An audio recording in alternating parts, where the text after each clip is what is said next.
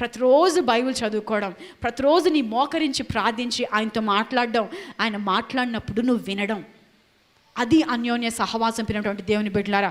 దీని యొక్క వాక్యంలో నుండి చూద్దాము, ఏంటి ఈ వెలుగు సంబంధిగా ఉండడం, వెలుగు సంబంధిగా ఉంటే ఎలాగ అన్యోన్యమైన సంబంధం, ఎలాగ ఆయనతో ఉండడం అనేటువంటి విషయాన్ని మనం చూద్దాము. ఎఫెసీయులకు రాసిన పత్రిక 5వ అధ్యాయము 8వ వచనంలో ఈ విధంగా ఉంచి ఉన్నది, మీరు పూర్వమందు చీకటి అయి ఉంటిరి, ఇప్పుడైతే ప్రభువునందు వెలుగై ఉన్నారు. వెలుగు ఫలము సమస్త విధములైన మంచితనము, నీతి, సత్యమును వాటిలో కనబడుచున్నది గనుక ప్రభువుకి ఏది ప్రీతికరమైనదో దాన్ని పరీక్షించుచు వెలుగు సంబంధుల వలె నడుచుకొనడి. అపోస్తలుడైన పౌలు, యోహాను ఇద్దరు ఒక సిమిలర్ రిలేషన్షిప్స్ గురించి, సిమిలర్ విషయాల గురించి రాస్తూ ఉన్నారు. అపోస్తలుడైన పౌలు ఏమని రాస్తున్నాడంటే, ప్రభువుకి ఏది ప్రీతికరమైనదో పరీక్షించి దానిని పరీక్షించుచు వెలుగు సంబంధుల వలె నడుచుకొనడి. ఈ వెలుగు సంబంధిగా నువ్వు నడుచుకున్నప్పుడు ఏమొస్తుంది అని యోహాన్ చెప్తున్నాడంటే, అన్యోన్యమైన సంబంధం వస్తుంది అని చెప్తున్నాడు. ఇద్దరు కూడా ఎంతో ఎంతో వండర్ఫుల్ డీపర్ థింగ్ని ఇక్కడ మనకు తెలియచేస్తూ ఉన్నారు. ఇక్కడ మనం చూస్తూ ఉంటే వెలుగు ఫలం ఏంటి, వెలుగులో జీవించడం అంటే ఏంటి అంటే మంచితనము, నీతి, సత్యము వాటిలో కనబడుచు ఉన్నది. మళ్ళీ యోహాన్ రాస్తున్నాడు ఇక్కడ ఏమని అంటే, నీవు దేవునితో సహవాసం కలిగి ఉన్నవాణ్ణి అని చెప్పుకుంటూ నీవు చీకటిలో జీవించిన వాడైతే నీవు సత్యమును జరిగింపకుందువు అని రాస్తున్నాడు యోహాను. ఇక్కడ అపోస్తలుడైన పౌలు రాస్తున్నాడు, వెలుగు ఫలం ఎలా ఉంటుంది అంటే సత్యమును జరిగించేదిగా ఉంటుంది అని రాస్తున్నాడు. Both are writing very similar things in a different కాంటెక్స్లో రాస్తూ ఉన్నారు, ఇన్ ఎ డిఫరెంట్ పర్స్పెక్టివ్లో రాస్తూ ఉన్నారు. వెలుగు ఫలం ఏంటి అంటే మంచితనం, నీతి, సత్యము. ఈ వెలుగు సంబంధం ఎలా ఉంటుందంటే మంచితనము, it speaks about your relationship with your brothers. ఈ యొక్క మంచితనం అనే దాని గురించి నేను చెప్పాలి అనుకుంటే నాకు గుర్తొచ్చాడు, మోషే గురించి చదువుదాము. నిర్గమకాండము 32వ అధ్యాయాన్ని తీసి పెడదాము. నిర్గమకాండం 32వ అధ్యాయంలో ఇక్కడ మనం చూసినట్లయితే ఇక్కడ రాయబడి ఉంటున్నది ఏమని అంటే 7వ వచనం నుండి మనం చదువుకుందాము. కాగా యెహోవా మోషేతో ఇట్లా నేను, నీవు దిగి వెళ్ళుమో, ఐగుప్తు దేశము నుండి నీవు రప్పించిన నీ ప్రజలు చెడిపోయిరి. నేను వారికి నియమించిన త్రోవ నుండి త్వరగా తొలగిపోయి తమ కొరకు పోతపోసిన దూడను చేసుకొని దానికి సాగిలపడి బలినర్పించారు అని ఇక్కడ రాయబడి ఉంటున్న 9వ వచనంలో చూద్దాం. మరియు యెహోవా ఇట్లా నేను ఈ ప్రజలను చూచి ఉన్నాను, ఇదిగో వారు లోబడినొల్లని ప్రజలు, కావున నీవు ఊరకుండుము, నా కోపం వీరి మీద మండును అని అన్నాడు యెహోవా. 11వ వచనంలో చదువుదాము. మోషే తన దేవుడైన యెహోవాను బ్రతిమాలుకొని, యెహోవా నీవు మహాశక్తి వలన, బాహుబలము వలన ఐగుప్తుల నుండి రప్పించిన ఈ ప్రజల మీదకి నీ కోపము మండనేలా అని చెప్పి ఇక్కడ ఎంతగానో బ్రతిమలాడుకున్నాడు. 14వ వచనంలో చూస్తే మనకు కనపడుతుంది, అంతటి యెహోవా తన ప్రజలకు చేసేదనని చెప్పిన కీడును గురించి సంతాపపడెను. What a wonderful thing is that. మోషేకేం పరల. మోషే పరిస్థితి చాలా సెక్యూర్డ్గా ఉంది, బిందాస్గా ఉంది మోషే పరిస్థితి. మోషే దేవునితో సహవాసంతో కలిగి ఉన్నాడు. అప్పుడే ఎన్కౌంటర్ విత్ గాడ్ సీనాయి కొండ మీద దేవునితో ముఖాముఖి ఎన్కౌంటర్ తర్వాత చాలా సంతోషంగా కిందకి దిగొస్తా ఉన్నాడు. Moshe is in a very safe situation. కానీ ఇక్కడ మోషే ఎవరి కోసం బ్రతిలాడుతున్నాడు, ఎవరి కోసం అడుక్కుంటున్నాడు దేవుని, ఎవరి కొరకు ప్లీడ్ చేస్తున్నాడు అన్న విషయాన్ని చూస్తే ఈ యొక్క ఇశ్రాయేలుల కొరకు, పాపం చేసినటువంటి ఇశ్రాయేలుల కొరకు బ్రతిమలాడుకుంటున్నాడు. వాట్ ఎ వండర్ఫుల్ థింగ్ అండి, వాట్ ఎ వండర్ఫుల్ థింగ్. మనము మన యొక్క బంధువుల కోసం, మన యొక్క ఫ్రెండ్స్ కోసం, వాళ్ళ యొక్క రక్షణ కోసం, మన మంచితనాన్ని బట్టి మనం ప్రార్థనలో వాళ్ళ కొరకు గోజాడుకునే వాళ్ళంగా ఉన్నామా? It speaks about the good intercessorship. మంచితనం అంటే మన ప్రక్క వాళ్ళందరి గురించి మనం పట్టించుకోవడం, వాళ్ళకి మన మంచితనాన్ని చూపించగలగడం. మోషే తన యొక్క మంచితనాన్ని, తన యొక్క కేర్ని ఇక్కడ చూపిస్తూ ఉన్నాడు. అంత మాత్రమే కాదు, అనేకమైన చోట్ల కూడా రాయబడి ఉంటున్నది. సంఖ్యాకాండం 14వ అధ్యాయంలో కూడా మనం చూసినట్లయితే, సంఖ్యాకాండం 14వ అధ్యాయంలో 11వ వచనంలో చూస్తే ఇక్కడ రాయబడి ఉంటున్నది. మళ్ళీ యెహోవా దేవుడు అంటూ ఉన్నాడు, ఎన్నాళ్ళ వరకు ఈ ప్రజలు నన్ను అలక్ష్యం చేయుదురు, ఎన్నాళ్ళ వరకు నేను వారి మధ్యన చేసిన సూచక్రియలన్నీ చూచి నన్ను నమ్మకయుందురు అని చెప్పి నేను వాళ్ళని నశింపచేస్తాను అని అంటూ ఉన్నాడు. అప్పుడు మళ్ళీ మోషే బ్రతిమలాడుకుంటూ ఉన్నాడు. మళ్ళీ మోషే ఇలా మాట్లాడుతున్నాడు. 13వ వచనంలో చూస్తే, మోషే యెహోవాతో ఇట్లనెను, అలాగైతే ఐగుప్తీయులందరూ విందురు, నీవు నీ బలము చేత ఈ జనమును ఐగుప్తుల నుండి రప్పించేదు కదా, వీరు ఈ దేశ నివాసులతో ఈ సంగతి చెప్పియుందురు అని అన్నీ కూడా చెప్పి బ్రతిమలాడిన తర్వాత 20వ వచనంలో యెహోవా దేవుడు మళ్ళా మాట్లాడుతున్నాడు మోషేతో. ఏమని అంటే, నీ మాట చొప్పున నేను క్షమించి ఉన్నాను. ఇదండి వెలుగులో జీవించడం అంటే, ఇదండి మంచితనాన్ని చూపించడం అంటే. ఎవ్రీ టైం వాళ్ళ కొరకు బ్రతిమలాడుకుంటా ఉన్నాడు, వాళ్ళ కొరకు దేవుని సన్నిధిలో ప్లీడ్ చేస్తూ ఉన్నాడు, తన మంచితనాన్ని చూపిస్తూ ఉన్నాడు. ప్రినటువంటి దేవుని బిడ్డలరా, this is only one angle.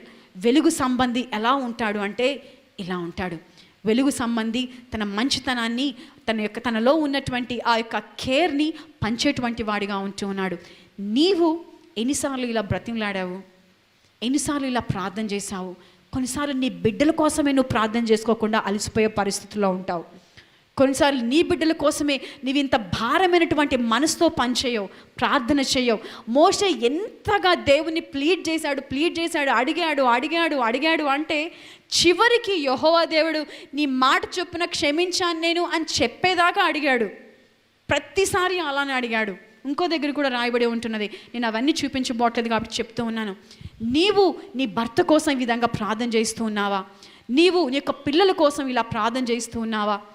ఈ విధంగా వెంటబడి అడుగుతూ ఉన్నావా? నీ కొలీగ్స్ కోసం ప్రార్థన చేస్తున్నావా? నీ యొక్క రక్షణ లేనటువంటి కుటుంబ సభ్యుల కొరకు ప్రార్థన చేస్తూ ఉన్నావా? నీ మంచితనాన్ని చూపిస్తూ ఉన్నావా? వెలుగు సంబంధి ఎలా ఉంటాడు అంటే మంచితనము, నీతి, సత్యాన్ని జరిగించేవాడుగా ఉంటూ ఉన్నాడు. నీ జీవితంలో ఎంతగా సత్యాన్ని కలిగి ఉన్నావు, ఎంతగా ఆయనతో రిలేషన్షిప్ నువ్వు కలిగి ఉన్నావు? అలసిపోయావా నీ జీవితంలో? ఈ పరిస్థితులు, లేకపోతే నీకున్న బిజీ షెడ్యూల్, నీకున్నటువంటి ఈ యొక్క కష్టాలన్నీ కూడా ఈ యొక్క సహవాసానికి ఈ పరిస్థితులు అనేవి వచ్చి మధ్యలో నుంచున్నాయా? సహవాసం కలిగి ఉండకుండా నిన్ను అడ్డుకుంటూ ఉన్నాయా? ఈరోజు దేవుడు అడుగుతూ ఉన్నాడు, నీవు సహవాసం కలిగి ఉన్నట్లయితే నీ సంతోషం పరిపూర్ణం అవుతుంది అని దేవుని యొక్క వాక్యంలో ఉంది. హల్లెలూయా. నీ సంతోషం పరిపూర్ణం అవడానికి సీక్రెట్ ఏంటి అంటే ఆయనతో సహవాసాన్ని కలిగి ఉండడము. ఆదికాండం 5వ అధ్యాయం 22వ వచనంలో చదువుకుందాము. హానోకు మెతుషెలను కనిగిన తర్వాత 300 ఏండ్లు దేవునితో నడుచుచు కుమారులను కుమార్తెలను కనెను. గట్టిగా చప్పట్లు కొడదామండి ఈ యొక్క మాటని. హానోకు ఎన్ని సంవత్సరాలు దేవునితో నడిచాడు అంటే, అందరం చెప్దాం, ఎన్ని సంవత్సరాలండి? 300 సంవత్సరాలు దేవునితో నడుచుచు. హల్లెలూయా. Some of us are tired for 2 years. Some of us are tired for 1 month. Some of us are tired of walking for 5 years. Some of us are tired of walking for 10 years. Some of us are tired of walking for 2 years or 3 years, 5 years or 8 years, 9 years. కానీ హానోకు అస్సలు అలసిపోలేదు. దేవుడు తీసుకెళ్లేదాకా దేవుడితో నడుస్తూనే ఉన్నాడు. అలా నడుస్తూ నడుస్తూ నడుస్తూ నడుస్తూ సంవత్సరాలు ఎన్ని గడిచాయి అంటే 300 సంవత్సరాలు గడిచాయి. అన్ని సంవత్సరాలు గడిచాయని హానోకి తెలియని కూడా తెలియలేదు. కానీ చాలాసార్లు మనం యేసుతో నడిచేటప్పుడు కొన్నిసార్లు ఎంత భారంగా దిగులుగా మన సంవత్సరాలు గడుస్తాయి అంటే, దేవుని వెంబడిస్తున్నానండి కానీ ఏం మంచి జరగట్లేదండి మా పిల్లలకి, దేవుని వెంబడిస్తూ ఉన్నానండి ఏం జరుగుతుందండి, నాకు పక్కింటి వాళ్ళ పిల్లలే బాగున్నారండి నా పిల్లలేం బాగున్నారండి అని అనుకుంటూ ఉంటాము. And I tell you, don't get tired. హానోకు తన జీవితంలో 300 సంవత్సరాలు దేవునితో నడిచాడు. నీవు కనీసం ఒక గంటైనా దేవునితో నడవడానికి ఆ యొక్క స్థిరమైన మనసును కలిగి ఉన్నావా? గంటైనా నీ మంచితనం అనేటువంటి వెలుగులో నడవడానికి, గంటైనా నీతి అనేటువంటి వెలుగులో నడవడానికి, గంటైనా సత్యం అనేటువంటి వెలుగులో నడవడానికి నువ్వు స్థిరపరచుకున్నావా? నువ్వు రెడీగా ఉన్నావా? ఈరోజు దేవుడు నేను ప్రశ్నిస్తున్నాడు, ఎంత అన్యోన్య సంబంధాన్ని నువ్వు కలిగి ఉన్నావు? ఒకవేళ నీ కళ్ళు మూసుకొని నువ్వు ప్రశ్నించుకుంటే, యేసయ్యతో నీ సంబంధాన్ని గురించి వర్ణించమంటే అన్యోన్య సంబంధం అని చెప్పగలవా? అన్యోన్య సంబంధం అండి నాది యేసయ్యది అని చెప్పగలరా? యేసయ్య నీ గురించి చెప్పమంటే, ఓ నా బిడ్డది నాది చాలా అన్యోన్యమైన సంబంధం అని సాతానికి చెప్పగలడా? ప్రేమటువంటి దేవుని బిడ్డ, if God can tell like you, what an amazing thing is that. Yesayya నన్ను దేని కొరకు పిలుచుకున్నాడు అంటే అన్యోన్యమైన సంబంధంలో ఉండడానికి. కానీ ఆ సంబంధాన్ని మనం ఏం చేస్తాము అంటే నీ అవసరాలు వాడుకోవడం అనే దానికి ఆ సంబంధాన్ని వాడతాం. చాలాసార్లు ఆ సంబంధాన్ని ఏం చేస్తాము అంటే కేవలం ఉన్నాను అన్న పేరుకు మాత్రమే కావాలి అన్న సంబంధం కోసం ఉంటాము. చాలాసార్లు ఆ సంబంధాన్ని దేనికోసం ఉపయోగించుకుంటామంటే దానివల్ల మనకి ఏమైనా మంచి జరుగుతుంది అని అంటే ఆ సంబంధం మనకి కావాలి అనుకుంటాం. కానీ దేవుడు నీతో కోరుకునేటువంటి సంబంధం ఏంటంటే అన్యోన్యమైన సంబంధం. Why don't you all agree with me? నాతో మీరు అందరూ కూడా అగ్రీ చేస్తారు.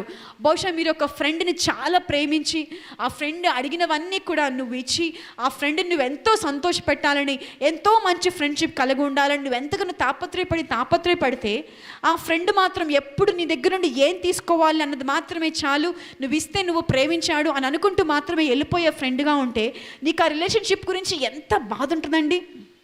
అరే నేను ఎంత ప్రేమించానే, నా ప్రేమను అర్థం చేసుకోవట్లేదు, ఎందుకు నాతో అన్యోన్యంగా ఉండట్లేదు అని మీరు ఎంత బాధపడరా అండి? మనకి బాధ ఉండదా అండి? Today the same God is worried about you. ఈరోజు ఆ దేవుడు నీ గురించి బాధపడుతూ ఉన్నాడు. ఎందుకు నా బిడ్డకి నాతో అన్యోన్యమైన సంబంధం ఉండదు? ఎందుకు నా బిడ్డకి నేను అన్యోన్యమైనటువంటి వ్యక్తిగా నన్ను ఎందుకు ఉంచుకోవట్లేదు అని దేవుడు ఈరోజు నీ గురించి ఆలోచిస్తున్నాడు, నీ గురించి ప్రశ్నిస్తూ ఉన్నాడు.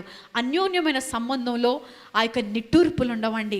అన్యోన్యమైన సంబంధంలో ప్రేమ ఉంటుంది, సంతోషం ఉంటుంది. కాదంటారా అండి?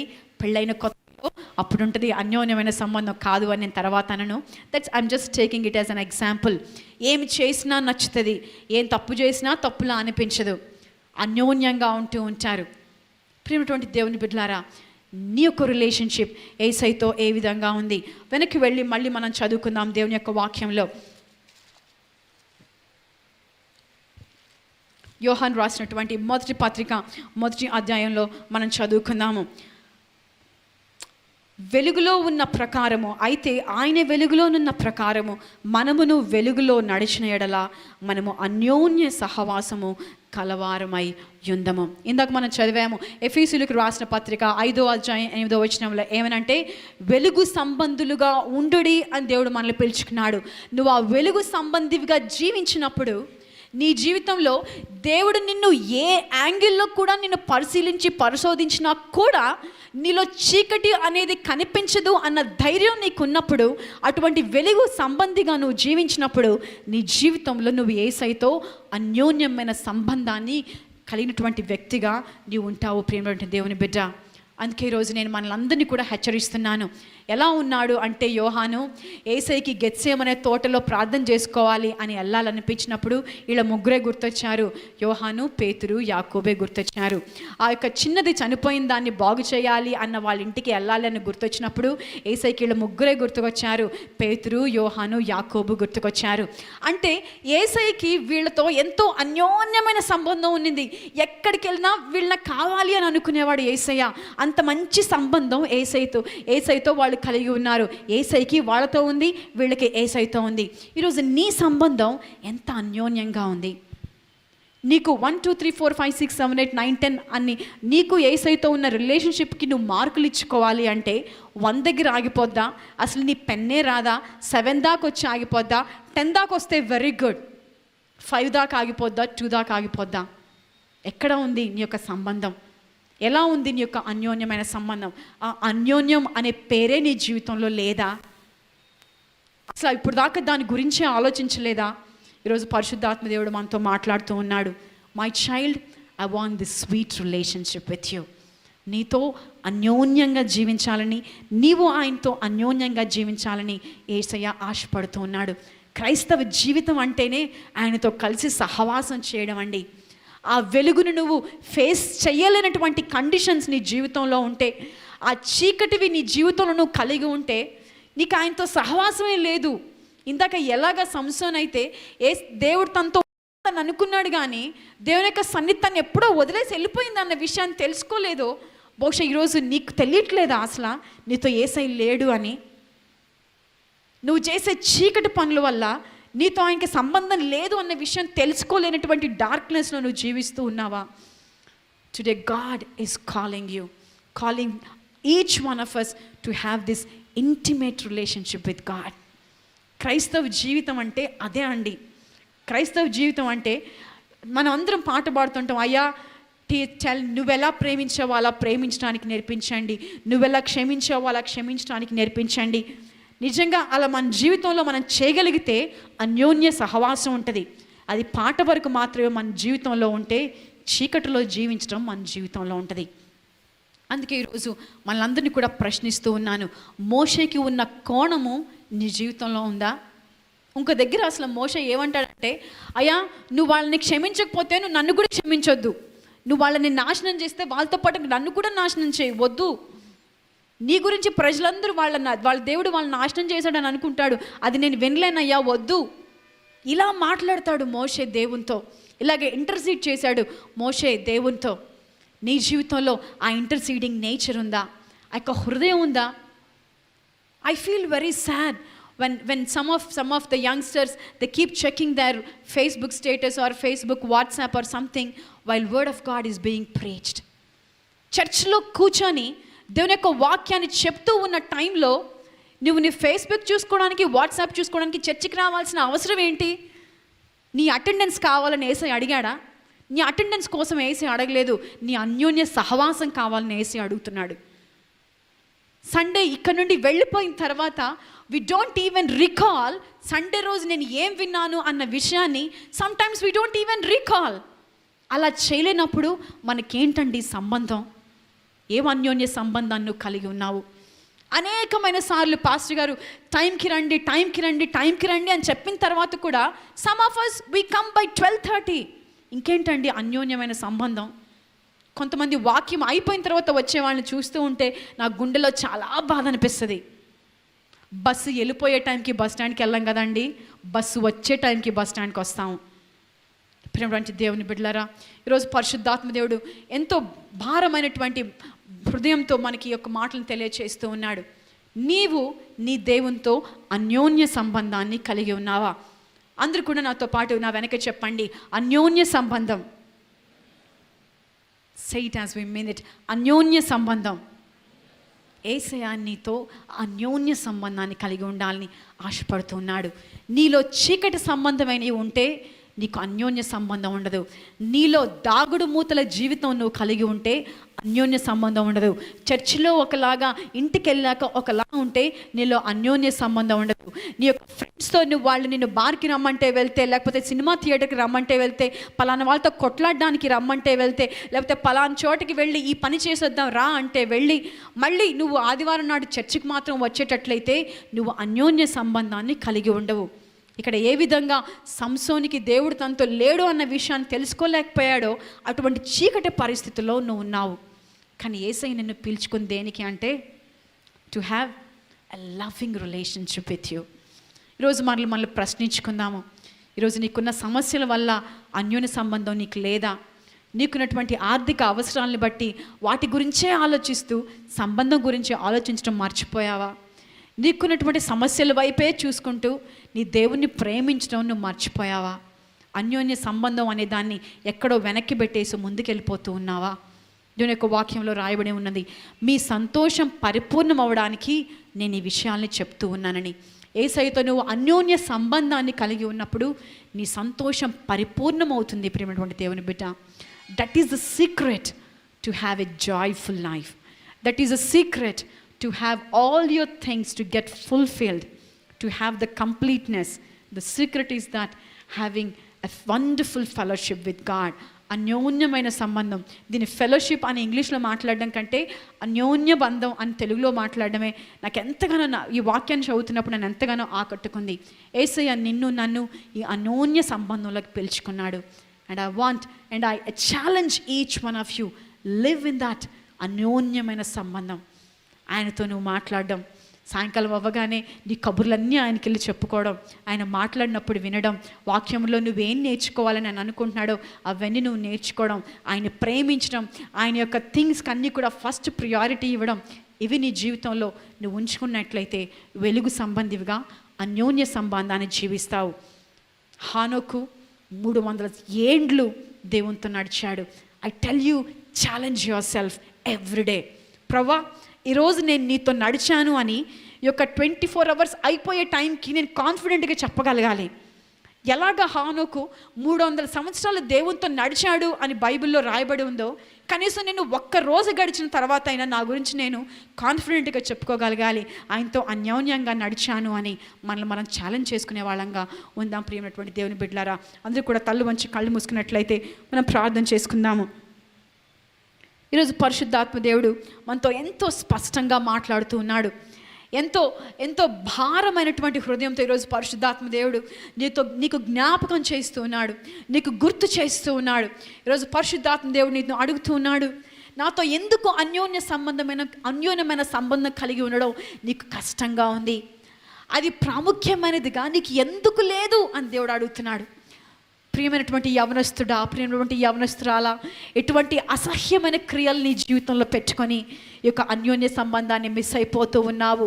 ప్రియమైనటువంటి దేవుని బిడ్డ, ప్రియమైనటువంటి అమ్మ, ఎటువంటి పరిస్థితులన్నీ కూడా పడిపోయి, ఎటువంటి బిజీ షెడ్యూల్లో పడిపోయి ఈ అన్యోన్య సంబంధాన్ని మిస్ అయిపోతూ ఉన్నావు. ప్రియమైనటువంటి దేవుని బిడ్డ, ప్రియమైనటువంటి అయ్యా, ఎటువంటి పనుల్లో పడిపోయి కుటుంబం కోసం సంపాదించాలనేటువంటి పనుల్లో పడిపోయి ఈ అన్యోన్యమైన సంబంధాన్ని నువ్వు మిస్ అయిపోతూ ఉన్నావు. ఈరోజు పరిశుద్ధాత్మ దేవుడు ఎంతో భారముగా నిన్ను అడుగుతూ ఉన్నాడు, what is missing? What is the problem for you? What is the problem for you to have this relationship with me? యేసయ్యతో ఇటువంటి అన్యోన్యమైన సంబంధం కలిగి ఉంటే నీకు ప్రాబ్లం ఏంటయ్యా? ఈ సంబంధం కలిగి ఉంటే మీ సంతోషం పరిపూర్ణమవుతుంది అని చెప్పిన తర్వాత కూడా ఈ సంబంధం కలిగి ఉంటాకి నీకు ప్రాబ్లం ఏంటి? ఈరోజు పరిశుద్ధాత్మ దేవుడు మనతో మాట్లాడుతూ ఉండగా మనల్ని పరిశీలించుకుందాం. ఎంత అన్యోన్యంగా ఉన్నావు నువ్వు యేసయ్య, ఎంత అన్యోన్యంగా ఉన్నావు? ఈ అన్యోన్యమైన సంబంధాన్ని నువ్వు కలిగి ఉన్నప్పుడు నువ్వు ఒక యూస్ఫుల్ వెపన్గా దేవుని చేతిలో నువ్వు ఉంటావు. ఒక ఉపయోగకరమైనటువంటి పనిముట్టుగా నువ్వు ఉంటావు. You will have something meaning in your life. You will be somebody called as blessed in your life. ఈరోజు ప్రార్థన చేద్దాము, యేసయ్యని అడుగుదాము. యేసయ్యా, నీకు స్తోత్రాలు, నీకు వందనాలు అయ్యా. నువ్వైతే మమ్మల్ని పిలుచుకున్నావు నా బిడ్డతో నేను సహవాసం కలిగి ఉండాలని. నా బిడ్డ వెలుగు సంబంధిగా జీవిస్తే ఇంకా అన్యోన్యంగా నేను నా బిడ్డ కలిసి ఉంటాము అని అటువంటి సంబంధంలోకి నువ్వు మమ్మల్ని పిలుచుకున్నావు ప్రభా. వెలుగు సంబంధులుగా ఉండుడి అని ప్రభా నువ్వు మాతో మాట్లాడుతున్నావు ప్రభా. చీకటి క్రియల నుండి దూరంగా వెళ్ళిపోయామని ప్రభా నువ్వు మా జీవితంలో చెప్తున్నావు అయ్యా. ఇక్కడ కూర్చున్న నాలో మాలో ప్రభా ఈ చీకటి సంబంధమైనటువంటి క్రియలు ప్రభా, అసహ్యమైన క్రియలు ప్రభా, దేవా పాపము ప్రభా, చెడు అలవాట్లు, దురలవాట్లు దేవా, మరి చూడలేకుండా ఉండపోయే తనము, క్షమించలేకుండా ఉండేటువంటి తనము, ప్రేమ లేకుండా ఉండేటువంటి తనము, పట్టించుకోవడం లేకుండా ఉండేటువంటి తనము, యేసయ్య అంటే సీరియస్నెస్గా లేకుండా ఉండేటువంటి తనము, ఇవన్నీ కూడా పెట్టుకొని ప్రభా నీ యొక్క సంబంధంలో నుండి దూరంగా వెళ్ళిపోయామా? నీ యొక్క సంబంధం లేకుండానే సహవాసం ఉంది అనే పేరుతో మాత్రమే మేము జీవిస్తూ ఉన్నామా ప్రభా? ఈరోజు మమ్మల్ని మేము పరిశీలించుకోవడానికి సహాయం చేయండి. ఈ వాక్యం విన్న ప్రతి ఒక్కళ్ళలో కూడా ప్రభా నా యేసయ్యతో నాకు అన్యోన్యమైన సంబంధం కావాలి అనేటువంటి తృష్ణని ప్రభా నువ్వు దయచేయ్యా. నా యేసయ్యతో ఆ యొక్క తిక్కగా కలిసి ఉండేటువంటి, ఆ యొక్క ఎంతో ప్రేమతో కలిసి ఉండేటువంటి అన్యోన్యమైన బంధం నాకు కావాలి అనేటువంటి ఆశను నువ్వు రేకెత్తించవలసిందిగా ప్రార్థన చేస్తూ ఉన్నాను ప్రభా. అదే ప్రభా నువ్వు చెప్పావు మొదట నా నీతిని, నా రాజ్యాన్ని వెతకమన్నావు ప్రభా. దాని యొక్క వాక్యంలో ఉంది నీ నీతిని జరిగించడమే వెలుగు సంబంధమైన క్రియని ప్రభా. ఆ వెలుగు సంబంధమైన క్రియని జరిగించడమే అన్యోన్య సంబంధం కలిగి ఉంటామని ప్రభా నీ యొక్క వాక్యం ఉంది ప్రభా. మా జీవితంలో అలా ఉండటానికి సహాయం చేయండి. హానోకు 300 సంవత్సరాలు నడిచాడయ్యా. మా జీవితంలో ఒక్కొక్క రోజు నడవడానికి మమ్మల్ని మేము దేవ ఛాలెంజ్ చేసుకునే వాళ్ళగా ఉండటానికి సహాయం చేయమని అడుగుతున్నాను. ప్రేమ సంఘంలో ఉన్న ప్రతి బిడ్డ కూడా ప్రభా ఈ అన్యోన్య సంబంధాన్ని కలిగి ఉండాలయ్యా. ఈరోజు ప్రార్థన చేద్దాం ప్రేమటువంటి దేవుని బిడ్డలారా. అడుగు యేసయ్యని మనం ప్రార్థన చేసుకుంటూ ఉండగా ప్రభా ఈ యొక్క నామమాత్రపు తనాన్ని ప్రభా తీసివేయండి. Lord, remove the shallowness from each and everybody in Jesus name father. Help us to be the church on fire for you Father God. Help us to be like people who are in deeper relationship with you Father. తన్ని ప్రేమించే వాళ్ళు అనేటువంటి పిలుపుకి మారుపేరుగా మేము ఉండాలేసయ్యా. అలా మేము ఉండటానికి సహాయం చేయి ప్రభువా, కృప చూపించయ్యా. అన్యోన్య సంబంధం ఎవరితో ఉంది అంటే యేసయ్యా నువ్వు నా పేరు చెప్పగలగాలి ప్రభువా. యేసయ్యా నువ్వు ఇక్కడ కూర్చున్నటువంటి వాళ్ళ ఒక్కొక్క పేరు నువ్వు చెప్పగలగాలి ప్రభువా. మా ఒక్కొక్కల పేరు నువ్వు చెప్పి ఛాలెంజ్ చేయాలి ప్రభువా సాతానుతో. ఆ విధమైనటువంటి సంబంధాన్ని మేము కలిగి ఉండేవాళ్ళగా ఉండటానికి సహాయం చేయండి ప్రభా. అయ్యా చెవిటితనాన్ని తీసివేయండి అయ్యా. స్పిరిచువల్ ఇగ్నరెన్స్ని తీసేయండి అయ్యా. సెల్ఫ్ రైచియస్నెస్ని ప్రభా తీసేయండి అయ్యా. స్వనీతితనాన్ని ప్రభా మాలో తీసివేయండి ప్రభా. వాడు ఎవ్రీ డే కూడా ప్రభా అన్యోన్యమైన బంధం నాకు కావాలి, అన్యోన్యమైన బంధం నాకు కావాలి, అది లేకపోతే నేను ఉండలేను అనేటువంటి తపన నాలో మా అందరిలో పుట్టించమని ఆ విధమైనటువంటి రిలేషన్షిప్ కలిగిన వాళ్ళంగా మేము ఉండటానికి మాకు సహాయం చేయమని అడుగుతూ యేసు ప్రియమైనటువంటి నామంలో అడిగి వేడుకొంచి ఉన్నాము తండ్రి, ఆమెన్. ప్రియ దేవుని బిడ్డలారా, ప్రభు అనేకమైన విషయాలు బయలుపరుస్తూ ఉన్నాడు. పరిశుద్ధాత్మ దేవుడు మిమ్మల్ని చూస్తూ ఉన్నాడు. మీరు ఎక్కడున్నారో నాకు తెలియదు, మీరు ఎలా ఉంటారో నాకు తెలియదు, బహుశా భవిష్యత్తులో నేను మిమ్మల్ని చూస్తానో లేదో కూడా నాకు తెలియదు. కానీ నజరేయుడైన యేసుక్రీస్తు నామమున ఈరోజు ఈ మాట నేను చెప్పుతూ ఉన్నాను. దేవునికి మీరు తెలుసు, దేవునికి మీ సమస్య తెలుసు, పరిశుద్ధాత్మ దేవునికి ప్రతి పరిస్థితి తెలుసు. ఈ మాటలు వినిన వారు తప్పనిసరిగా మీరు నాతో మాట్లాడండి. దేవుడు మీకు అద్భుతములు చేయటానికి సిద్ధంగా ఉంటూ ఉన్నాడు. God bless you so much. Amen.